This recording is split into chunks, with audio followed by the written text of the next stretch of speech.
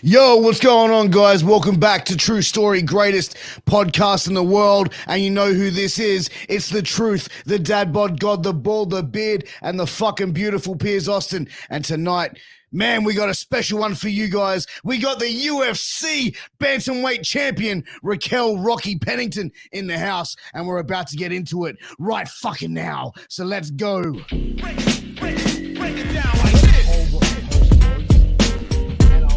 Really? Like, baby face and the heels were going on. Dude, I thought he broke his neck. The greatest podcast in the world.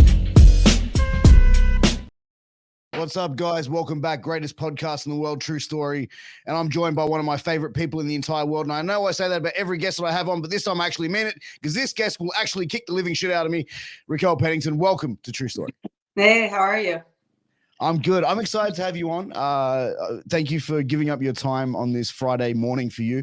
But just wanted to, obviously start things off. Congratulations recently this year becoming UFC champion, which is obviously a goal of every fighter that gets in there. But, just to start things off, how was it for you? Because it has been a long journey for you to get to where you've gotten to.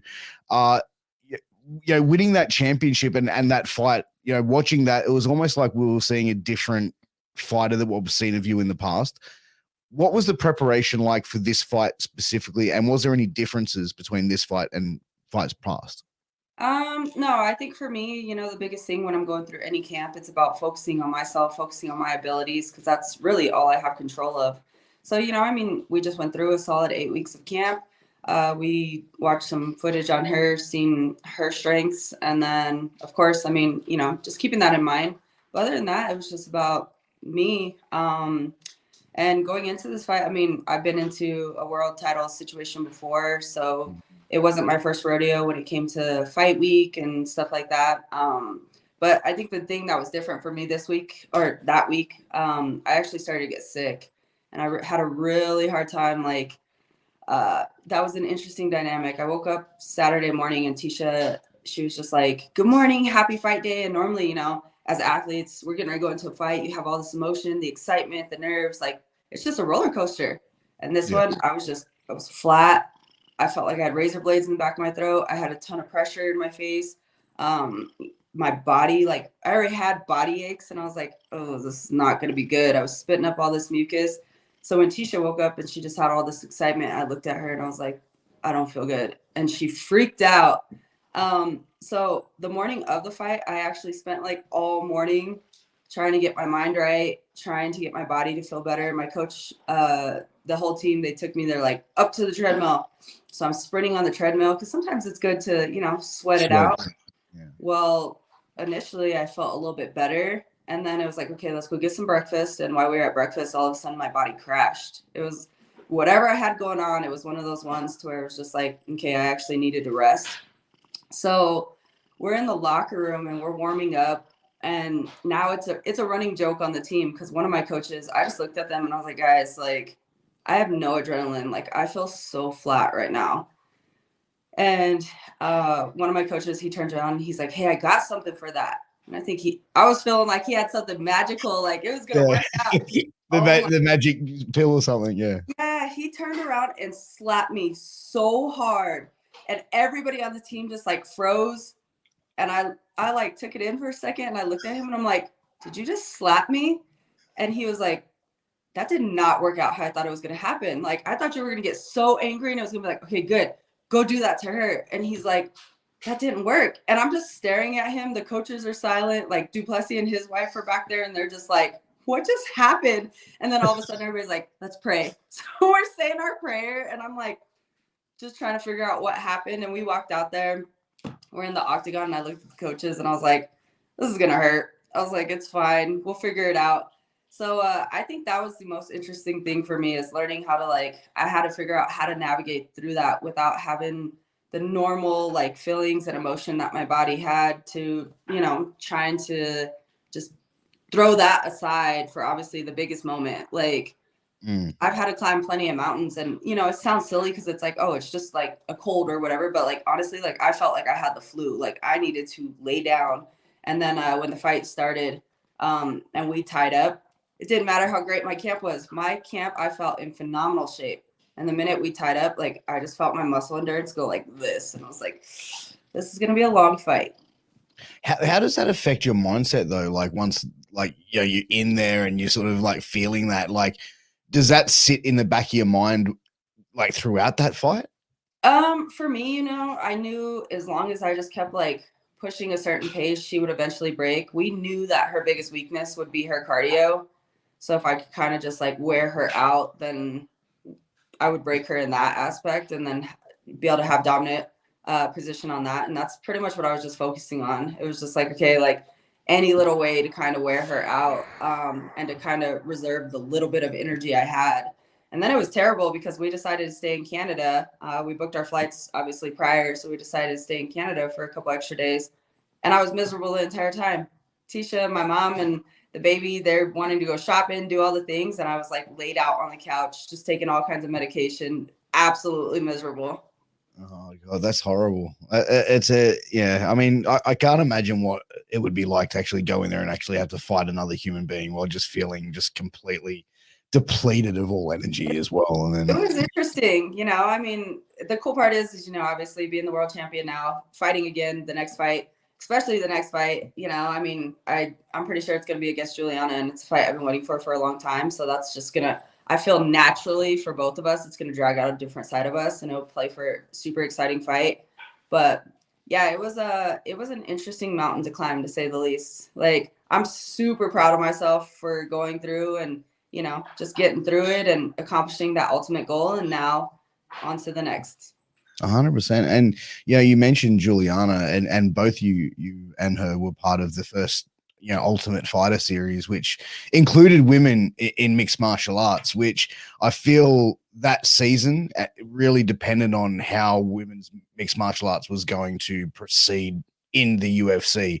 And I feel like the women of that season really turned up, and we saw a lot of amazing athletes come out. And I feel like that season, the women outperformed the men and really sort of showed that, the girls belong in the UFC as well.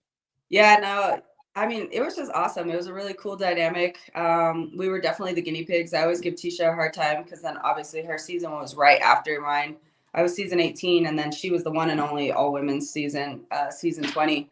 And I was like, we were the guinea pigs for you guys. You know, we had to figure out the clothing because when we went in there, the clothing, like they were not prepared to have women. It was hilarious. So then, you know, we just gave a bunch of insight. Like we were kind of paving the road for everything for the next seasons to come and just doing stuff. And obviously coming into a male dominant sport, being a female, you know, everybody was just, there was so much more to fight for.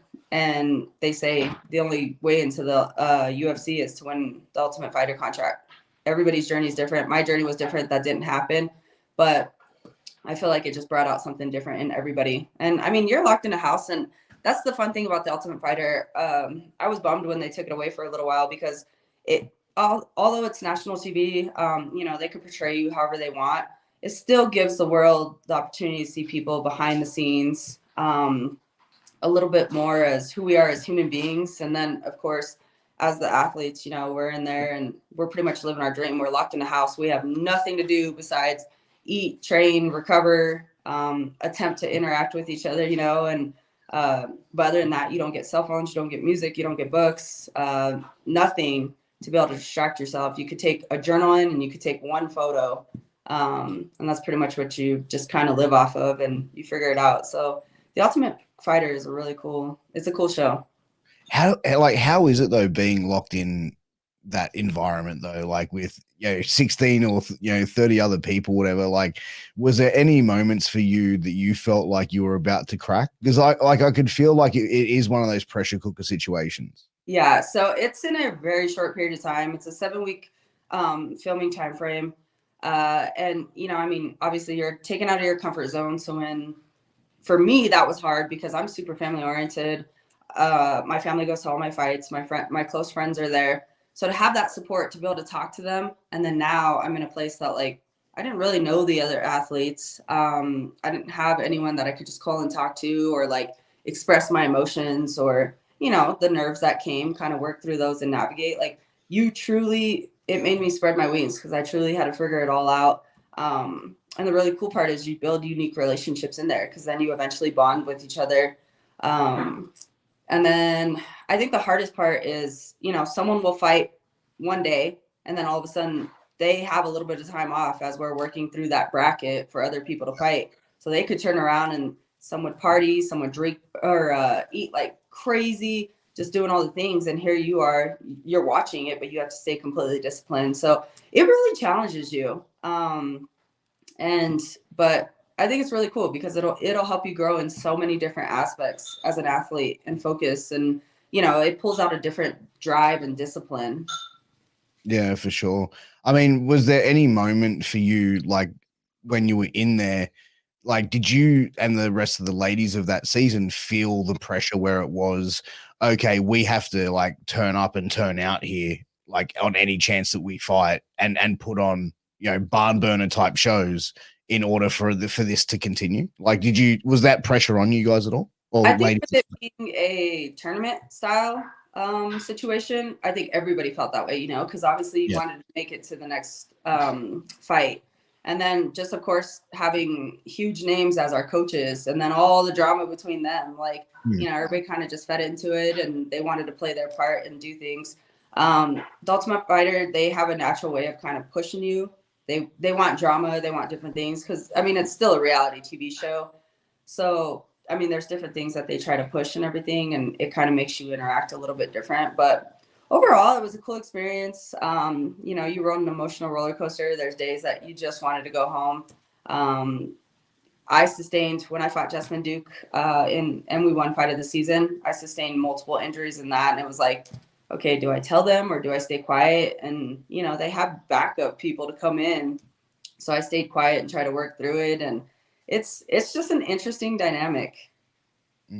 How was the feeling like when you saw, because I was a couple of people of that season it didn't make weight, and you know their coaches really gave it to them, like as a fighter in that situation and being there away from your family and obviously someone like yourself who is family orientated, when you see that and when you were going through that, was there a level of frustration for you going like, you know, we're able to turn up, we're able to make weight, we're doing the right things, and these people are just waste, like, or was it just, I don't, like, who cares, it's their opportunity, they've wasted it? You know, I felt a lot of different ways. For one, it's kind of that iceberg effect. You know, people get to see what they see for the fights. They hear our names and they're like, okay, this person's fighting this weekend, and like they want to judge us off of that fight, but they don't know us as people, or they don't really get to see, you know, the different things that lead up to the fight, what may be going on. You could freaking do all the workouts, you could take all the vitamins, you could eat all the right food, but if your head and your heart ain't right, it does not matter.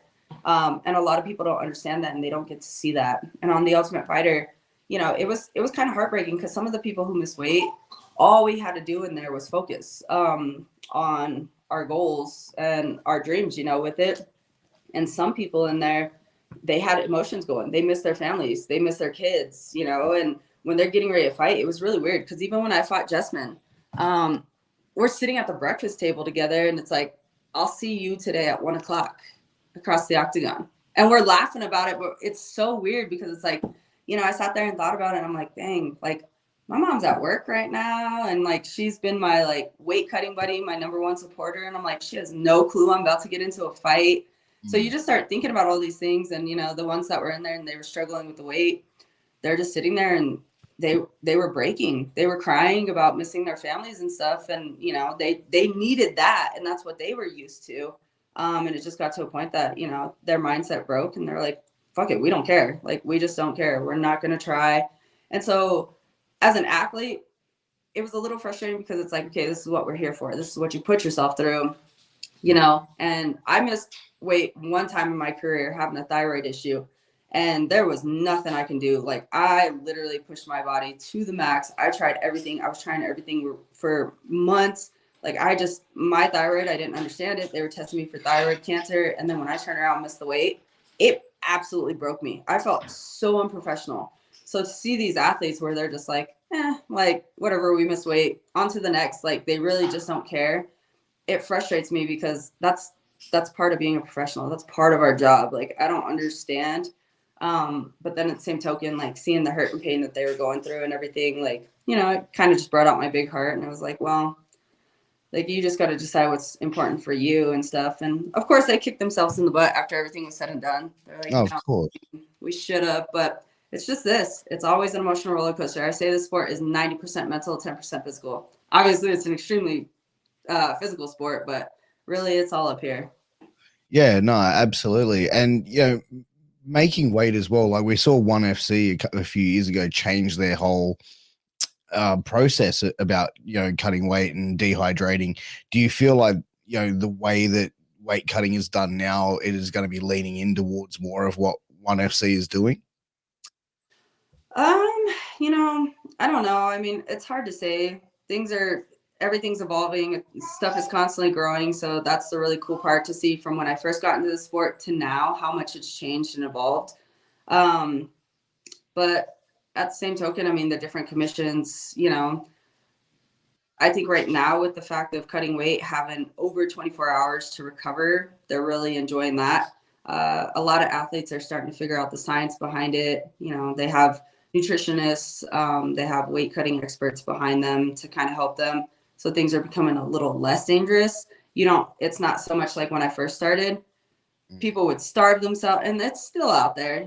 They haven't quite figured it out, but people would literally like just starve themselves. They would put themselves through this grind. And it was more like, wrestlers still do it. So it was more like this wrestling mentality of like, we got to grind. We got to push through this. Like, we're tough. We can do whatever. There's still some athletes that I know that it's like, okay, guys, we can make this a lot easier. But really, in that aspect, it's evolving, and, the athletes have a good team behind them, and the weight cuts are becoming a little bit more easy, but we'll see. I mean, I can see it going in that direction. I don't see why it would be a bad thing, but who's to say? Do you feel like that fans of MMA and even combat sports, when a fighter does miss weight, and you're saying that you missed weight that one time due to a thyroid issue, like they're very quick, like I feel like the fans are very quick to jump on and automatically throw assumptions out there where, like in your situation or something, it was just it was out of your control. Your body was going through something. But do you feel like the fans are very quick to react in those sort of situations? I feel like MMA these days, when I first started the sport, it wasn't about the shit talking. The fans, the true fans out there, there was pure respect for the warriors going in there. Yeah. Because I mean, most of these people talking shit, like they wouldn't even live in our shoes for 10 seconds. And if they tried, they probably wouldn't function very well. But it's what they see. They see the hype up to the fight. And so the entertainment portion, they see these athletes now talking all this shit. And a lot of questions I get are, is this scripted? Is this real? Is it like WWE pro wrestling and stuff? And it's like, no, this is very much so raw. The dynamic has just shifted. And I do believe now that MMA has some of the most brutal fans. Like a sport, in sports, people tend to jump on a bandwagon, and then, that team might lose a little bit and they're like, okay, like they go to the next or something. And being in an individual sport, it's like that. And I think Volkanovski actually said it great after his last fight. I mean, he always had this huge parade of people when he would come home being the champion. And now he simply just lost. And it was his wife and baby at the airport. Like, where was everybody else? Like, just because he took a loss, like you couldn't still be there, And that's how it is. It happens so fast. But you have these brutal fans that just hide behind their keyboard and they're talking all kinds of shit and saying all the things. And it's that iceberg effect. They don't know us as people. They don't know the behind the scenes of anything, but they're just quick to judge and quick to talk. And these days people like to feed off of each other. So it spirals after that. Yeah. I mean, I think it's fandom in any like genre, whether it be sport or entertainment, where you have such a large, passionate fan base. And I feel like because MMA, when you look at MMA, like it's still like it's 30 years old, but it's still like a young sport. Like when you look at the grand scheme of things. And like even, you mentioned Volkanovski, and, recently, like when he was champion, it was, he's from a place here in Sydney called Wollongong, or just out of Sydney. And it was like there was a debate over they should give him the key to the city, but then the Wollongong mayor or something was saying, well, no, he's a mixed martial arts fighter and he's a blood you know what I mean? Like it was just like it was almost like, what are we living in 1993 again? Like, like I mean, for a world champion like from our country, like from Australia to see in the UFC 10, 15 years ago, there was like maybe one fighter from Australia there, and it's like we should be, giving this guy his flowers, For sure.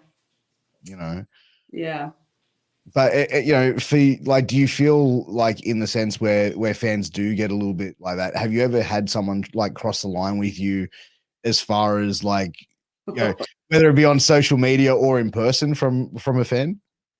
From your reaction, I assume there's a few times.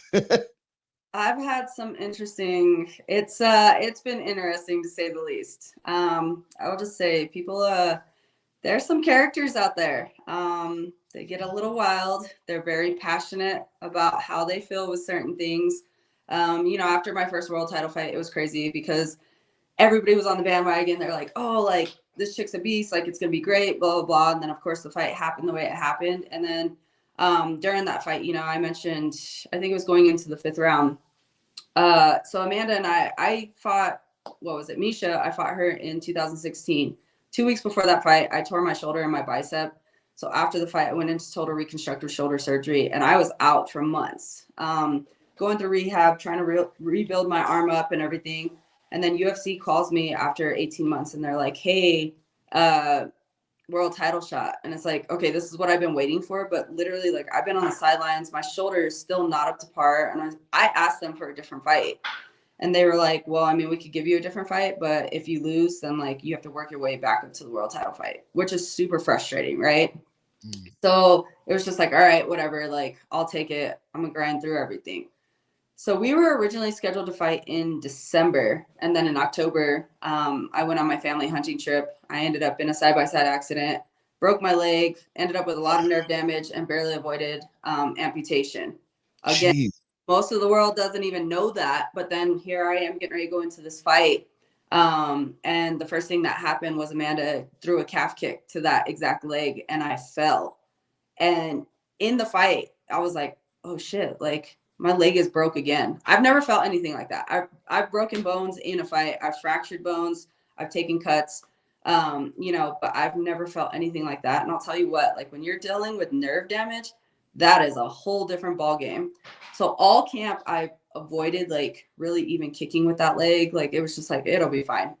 Yeah. And then as soon as Amanda hit it, it was like, okay, this is not fine. So it took everything I had to stand up. And when I stood up, she kicked it again. And I was like, oh shit. Like I totally forgot I was in a fight. I was in straight like defense mode, like just trying to protect my legs. So going into the 5th round, in between rounds, I was sitting on a stool and the pain was radiating so bad up into my hip. I looked at my coaches and I was like, I don't want to fight anymore. Like I was concerned about my leg and the way it was feeling. I've never experienced that. And the world ran with that. They didn't understand. Of course, they see Amanda. She's an extremely dominant champion. Like she's done everything that she needed to, but they didn't understand the behind the scenes of it. And me telling my coach that, and then my coach, like, my head coach look at me in the eyes, and I don't just pick coaches every other day. Like they're my second family, they know me as a person. They know me as an athlete. And he was sitting there and we had that 10-second eye contact, and he knew like to not let me give up on myself.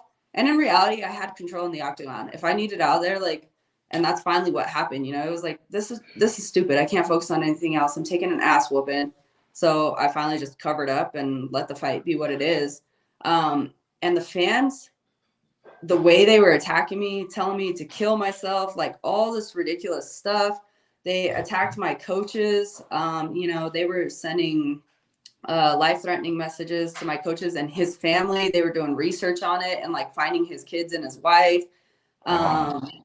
It was incredible. Like it was just extremely brutal. I was getting like hate mail, like sent to the gym. People just took it to an absolutely different level. And then, Tisha and I, we've had fans show up to our house. We've had some interesting stuff. We have our baby now, and Mama Bear comes out with both Tisha and I, because people up and they're like, they want to just like try to grab her or try to touch her or like, hey, and they'll come up and put a camera in her face. And like, even though like, she's a little rock star in our world and like we've posted pictures and we've done those things, like you don't get to come up and just take a picture of our baby. And so I don't know. People are they're interesting. You know, they're characters for sure. So we've just been navigating through while living this journey. Well, I feel like a lot of them, like a lot of fans for in a lot of different things, because they see you or they hear you on a podcast or they see you like fighting and stuff. I think they build up this connection in their head with a certain celebrity where they think that they can get away with certain things, whether they see them. Oh no, you know what I mean? Like it's a weird dynamic. Like it really is sometimes. Like people have a different mentality, but how does that like weigh on you? Like after obviously coming off like a huge loss, right?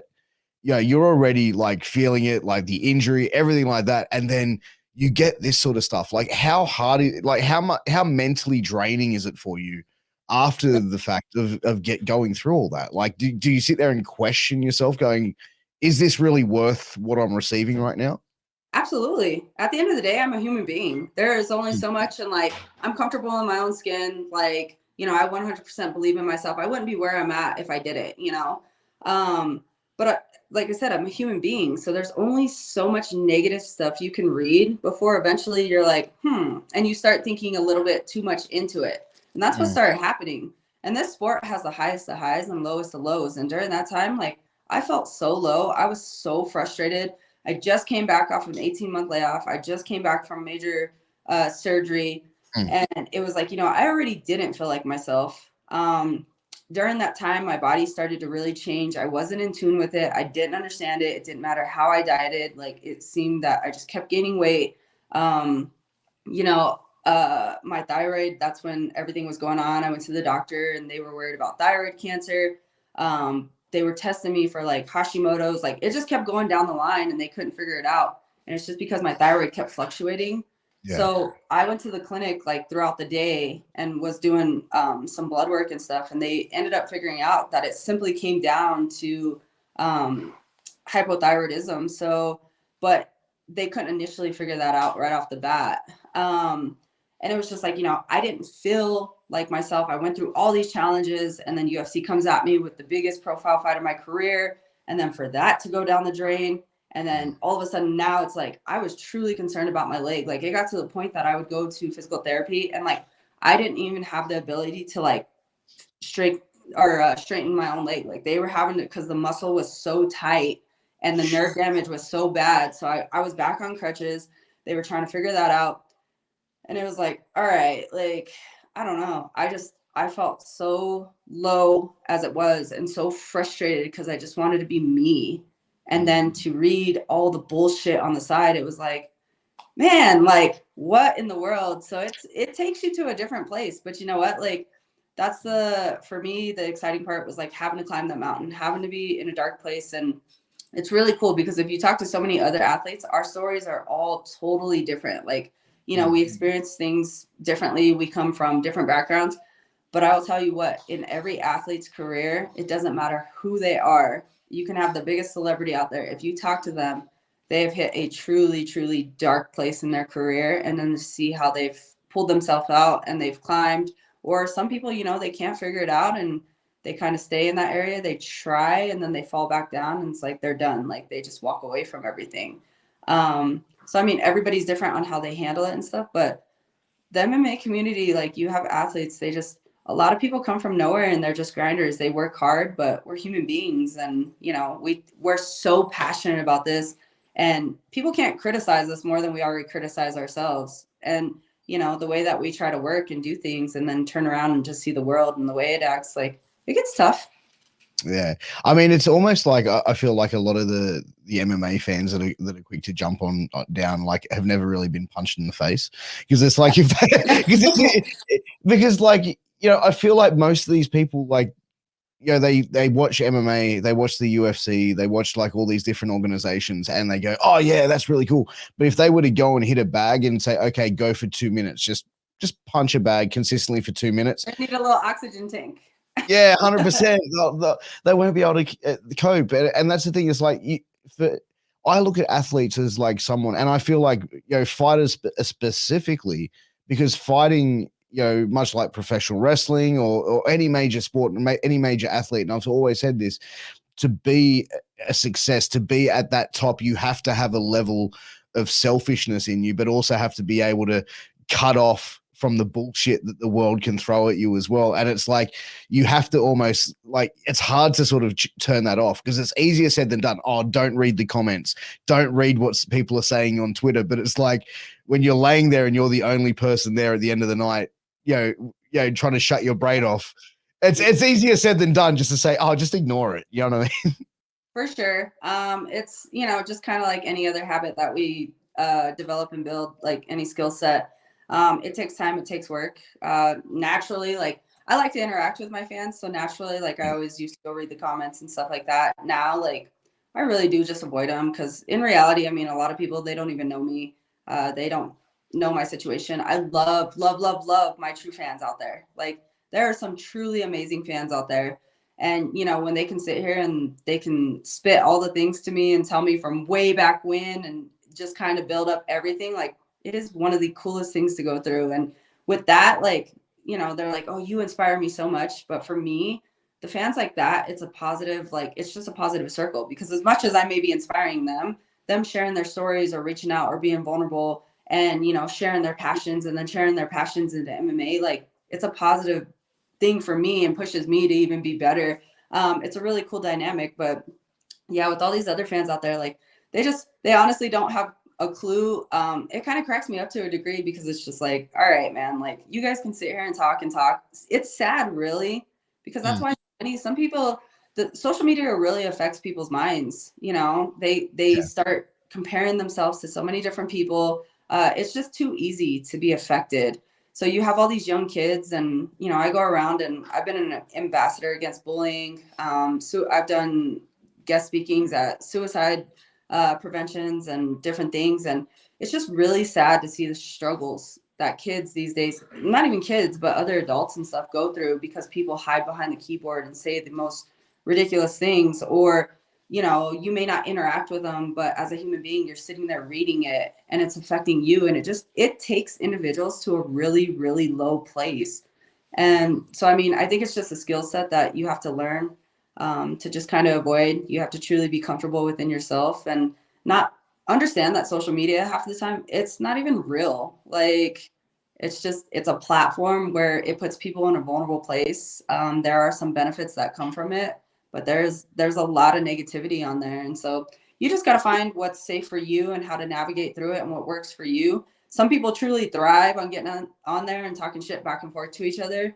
Other people don't. Other people, you know what I mean? So everybody's different. Everybody's mind frame is completely different. So just finding what works for you. For me, I like I said, I like to interact with the fans. So I just find a new way to do that. I'll jump on live and it's like, okay, like, hey, I'm going to go live. Let's chat. And like, I'll personally talk with you. I'll read your little comments and try to interact. You'll have some haters on that too, but you don't have to give them their attention. You know what I mean? Like, it's just a quick thing. You're busy, you're doing whatever. So yeah, just finding new ways.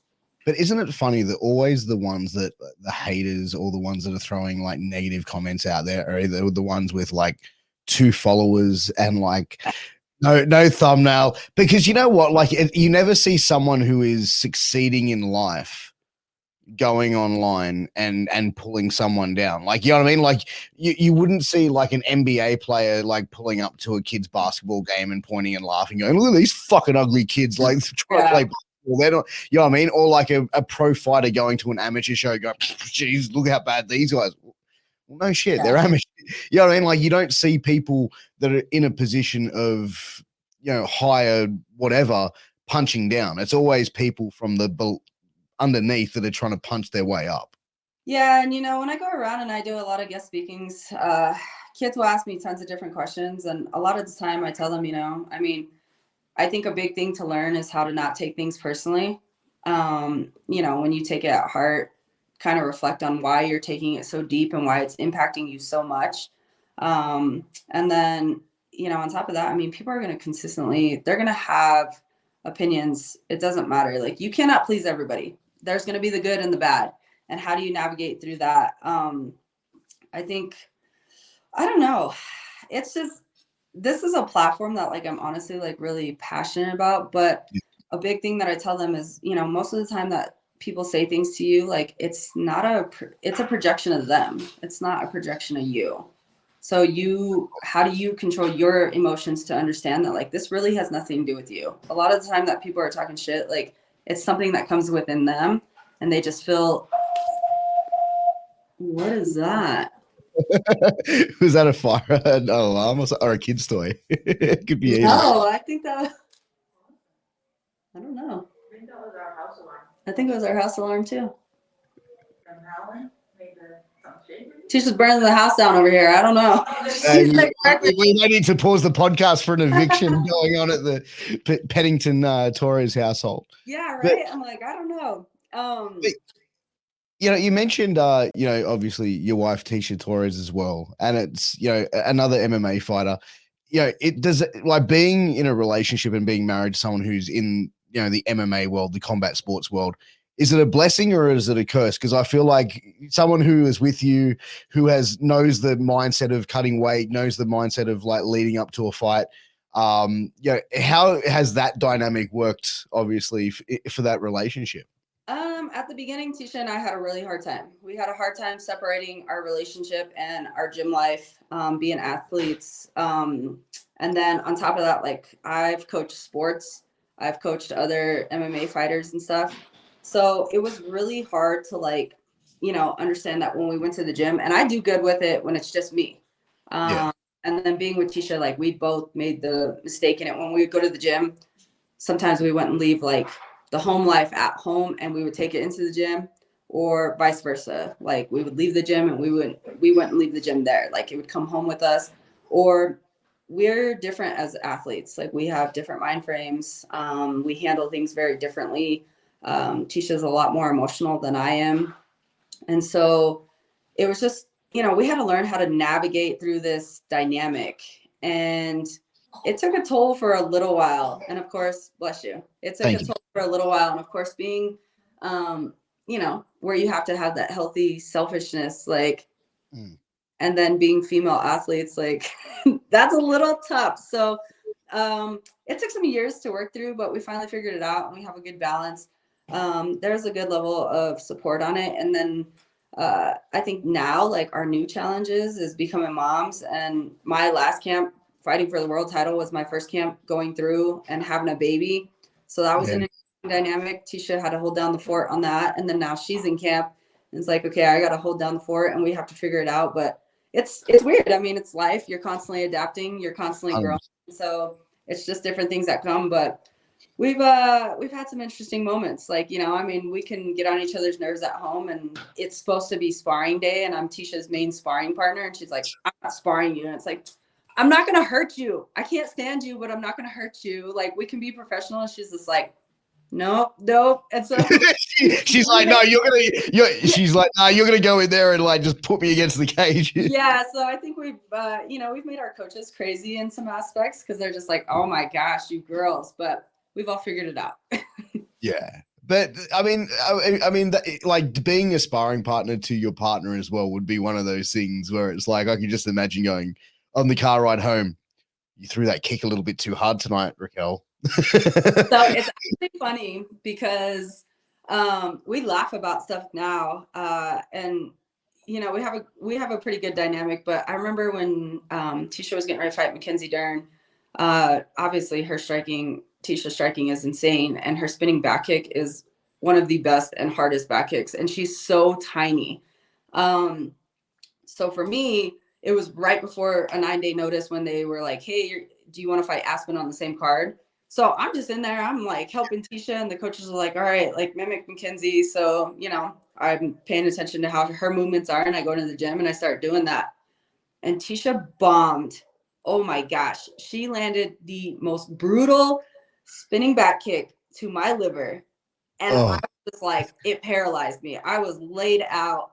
And she's like, oh, I'm sorry. And the coaches are like, no, we don't say sorry. We're sparring in here. And I'm like dying. I can't breathe. And then it was just, you know, I recovered. We finished the rounds and stuff. And on the way home, I was like, dude. And so we just sit there and talk about it and we laugh about it. And then this last camp, when I was preparing, you know, we're doing some light, pretty much tech spar. And I was letting my hands go a little bit more on Tisha. And then all of a sudden I just threw a teep kick and caught her right in her sternum and knocked the wind out of her. And she just like fell and sat there for a second. And then she gets up and she's trying to push through. And I'm Yeah. like, oh man, I'm sorry or whatever. But now we just sit here and laugh. And the best part is we have footage of all this. So we always joke with each other. It's like, don't make me post that. Don't make me show you. Yeah, don't make me show your weakness out to the world. Yeah. But you know, how's motherhood been for you? Because you mentioned having a baby through the last fight camp. How old's the little one? She's 9 months. 9 months. Oh man, that's such a good age, because that's like, I feel 6 to 9 months you see the personality starting to come out. Yeah, she is so much fun. I'll tell you what, like, not just because she's ours, but I grew up I come from a huge Hispanic family. Like, we are super close knit. We have all the babies around. I have my godkids. And so I've been around babies my entire life. Alea is a great baby. She would be perfect, honestly, if she would learn the essence of sleep. This little girl, ever since she was born, has not wanted to miss out on a single thing. Like, normally you have infants, they sleep, they wake up, they're fussy, they want a bottle, they need a diaper change, and they sleep. Alea's like, I'm going to stay awake all day. I'm going to cry because I don't want to take a nap. And I just want to hang out with you guys, which is great. But at some point I'm like, can we get you on a schedule here? Like, sleep. So that's been tough, but I'll tell you what, like, man, having her around has been a game changer. It's been the best thing that, like, it opened a part of me that I didn't even know existed. Yeah. Talk about my level of patience that came with it. Like, I can be absolutely exhausted, but I could look at that little girl and somehow I have all the energy in the world. It totally brought a different purpose in life. My parents were always like, wait till you have a kid, wait till you have a kid. And it's like, listen, I kind of get it. I've been around all the babies. And they're like, no, when you have your own baby, you're going to understand. And having her around, like, I'm so passionate about fighting. I've been an athlete since I was 5 years old. Athletics is like all I know. It's really like built me into who I am. And so having that, like, sometimes you get really lost in it. It kind of takes over your identity sometimes. And you forget that, like, this is only a part of me. It's a passion, but it's not who I am. And that's really hard as an athlete to kind of distinguish sometimes. And now going through this fight camp, like, motivated in a completely different level, completely different way. And then there's just a different purpose. Like, I didn't have room for all these negative emotions. It's up to me. I'm her greatest teacher. It's up to me to show her how to be brave, how to be courageous and strong. And it was just like, for me, I already feel like I'm definitely winning in life, So going into the fight, it was like, obviously I'm super passionate. This is the ultimate goal. I'm here for a second time. Like, I had my own emotions when it came to it, but win or lose, I'm still winning in life. It wasn't going to change my dynamic. Like, I was going to go home to my beautiful little family. And then just having her there, like, that little girl was the star of the show. It was not my fight week, I'll tell you that much. I remember seeing the photos on your Instagram being posted. I'm just going, look at her. She's like such a little ham. Yeah, everybody just, like, they loved her. The cameras were around her. Like, it brought, like, a different emotion, a different feeling, a different vibe to fight week. And then after winning the world title, and it's like, it's her first fight there with me. We go into the back, we're taking the photos. They put her on the ground with the belt. Like, man, I don't know. It's been the coolest thing. And I am so excited for Tisha to make her return and have that experience, to experience, like, the emotions going into it as a mom. Like, it's just a different level. It's a different mind frame. Yeah, for sure. And you mentioned, like, people said wait till you have kids, right? Like, I always tell this. I've got 3 kids, and I always say to people, before you have kids, you have these preconceived ideas of the parent or the mother or father that you were going to be. And I was always like old school, going, my boys, if they fall over, it's like, get up, son, toughen up, don't cry. If it's my daughter, it's different. And my firstborn is a son, and when they first handed me, I just looked at him, I was like, yeah, nah, like, you're going to be like, there's no hard love here, son. And it is like, I am like the epitome of like a Phil Dunphy from Modern Family, what my wife calls me. And it's just, I'm like, yeah, I'll definitely take that. It's so funny because, like, I have a hard time. Like, I'm not a big crier. I've never been a big crier. Like, if I cry, my family's like, oh my gosh, what is going on? Like, something seriously going on. Cause I don't know. I don't cry a whole lot. Yeah. And now in the last 9 months, I've made up for my entire life of not crying. I can look at her and I'm like, oh my gosh, last night I was just in Vegas for a meet and greet. I got home yesterday and I'm sitting there and I'm watching her. And Tisha has she made her a little plate and she's eating broccoli and mashed potatoes, but she has her little fork. And legit, I'm just sitting there just watching her. I love watching her. It's so cool to watch her like little mind develop, the way that she's like trying to function, do things.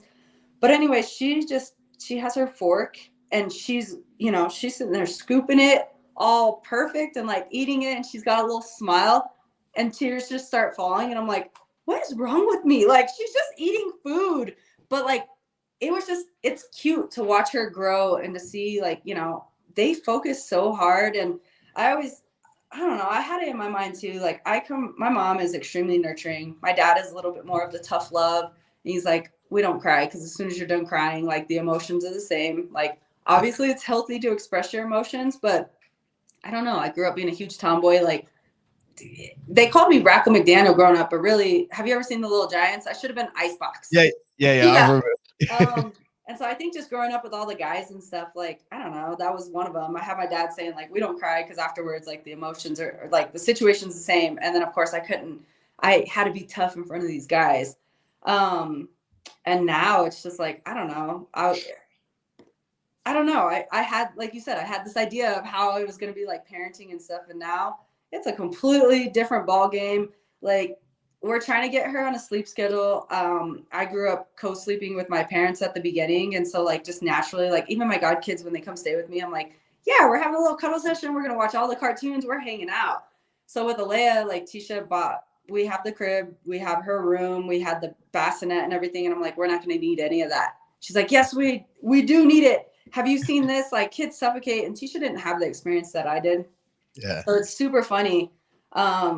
But she co-sleeps with us. And both Tisha and we tried putting her in her crib. And I was like, this is terrible. I miss her. Like, she's just down the hall, but I miss her. Bring her back.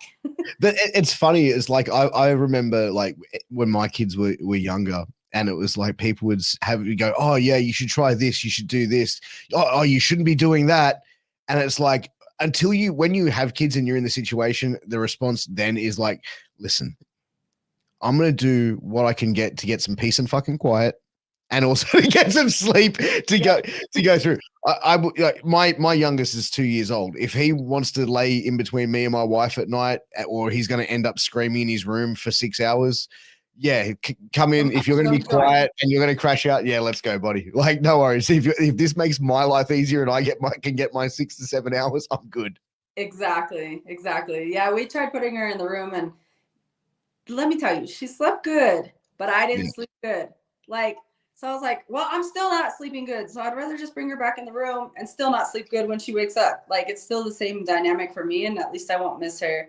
But yeah, I don't know. It's cool. I've had to apologize to my brother and them because he had kids before I did. And it was like, I've been around the kids. Like, I have a nurturing side to me. Like, I have a huge heart. And I was guilty of that. I would be like, oh, you guys should. And I'm like, okay, I should have never told you guys that. And he's like, no, I mean, you were just pointing out things that was really good advice. And I'm like, I know, but still, like, I get kind of annoyed when people are like, hey, do this, do that. And it's like, hey, leave me alone. Like, I got this. Yeah, but it's always the people that try and give you advice that either don't have kids or like, or they like, you know what I mean? Like they're just, it's a strange thing. But like, as you said, like when you're seeing your daughter like using a fork and making you getting emotional, it's like even when they get older and older, like my eldest has just turned 8, and it's like I see him play football, or he sits there and has a conversation going, yeah, like I want to watch this, and I'm just like, damn. Like, damn, stop. Just stay little, please. Hey, Jude, you're awesome. Like, I don't know. It's funny because there's so much emotions that go through it. I'm like, I don't want time to go fast. Everybody says once you have kids, it goes in the blink of an eye. And I'm like, it really is. Like, she's 9 months. And I'm like, dude, I feel like we just had her the other day. Like, what happened? But watching her little personality come out has been so much fun. I'm super excited. I really hope she's into athletics like we are. We're going to support her with whatever sets her heart on fire. But I really hope. I'm a huge, like, my number one passion is basketball. And I love gymnastics. I've coached high school gymnastics for many, many years. So I'm really hoping it's those. And I told Tisha, I was like, I don't care what she's passionate about. I don't care if it's cheerleading and ballet or hockey or whatever. And I said, I'm going to go and I'm going to coach everything. Like, I'm getting certs and everything because like, I just want to be right there. Like, that's my next avenue. I want to coach my kids. I want to have fun with the little league teams, you know. I'm going to be that straight, like, soccer mom. I'm going to have so much fun packing the cooler and doing all the things afterwards. Like, that's me next. I don't know, like as long as you don't go all like Janice Soprano and try and like tackle like a mother from another soccer team, because I could feel like if there's going to be like an interaction like that, like that another mother's going to be like, oh yeah, start arguing with someone's going to go, hey, you know who that is? Right. Walk away. But it's crazy because like it's funny to see like I've got two boys and a girl, and my daughter is by far the tougher out of the three. Like I remember when she was little, I remember asking, going, oh, you know, when you get older, do you want to be a princess? You want to be a ballerina? And her, in the most bogan Australian way possible, just went, nah, I'll be a cage fighter. And then, you know, when I retire, I'll get into pro wrestling, you know what I mean? Just do something a bit, you know, to keep me active. And I'm like, who are you? I love it. I'm just like, God damn. That's just, oh, sweetheart, you have your inheritance now. Let's make this happen. I love it. Oh, man. But look, we are sort of like getting to the end here, and I just want to sort of touch base and just sort of if you let everyone know like what you've got coming up, where everyone can find you on social media and sort of follow your journey. Yeah, so I'm on Instagram, Raquel_Pennington. I do have Twitter or X. What is that? Rocky P MMA. I have that. What is it? Threads. You can find that on my Instagram page. So many social medias out there. Yeah, there's so much. Other than that, I mean, I'm just chilling. I'm enjoying life right now. I'm taking some time off, doing some rehab on a few things that I didn't get to that happened in my last camp. And then I'm enjoying mom life. It's Tisha's turn to make her come back after 2 years off. So super excited for that. Yeah, I mean, gonna hang out. Alea's gonna be 3 weeks. Yeah, 3 weeks after Tisha fights. So just kind of enjoying the family life right now, you know. I'll get back at it. Hoping to fight probably around like October to defend the title. So in time to catch all the outside adventures from the gym.